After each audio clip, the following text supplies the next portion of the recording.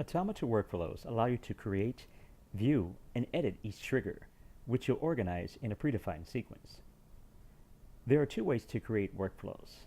Let's take a look at that now. First, you could start by creating a workflow with sample, or creating a workflow with blank. Let's take a look at creating a workflow with sample.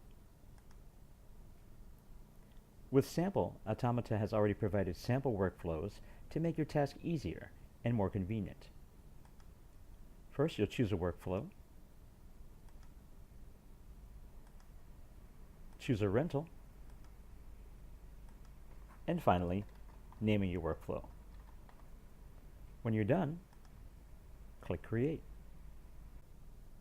And now you can see that your workflow has been successfully created. Now let's take a moment and go into the workflow. When I click on the workflow, you'll find a flow view of all your triggers. You can make each trigger active or inactive just by clicking the toggle. You can make the entire workflow active or inactive.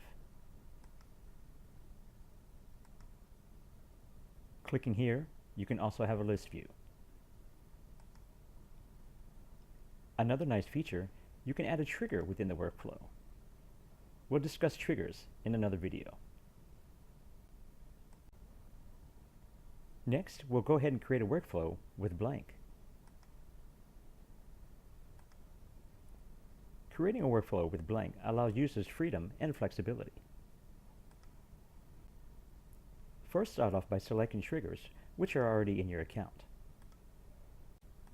Notice as I'm clicking the triggers, they're placed nicely in the workflow. Assign a rental to the workflow. And finally, name the workflow.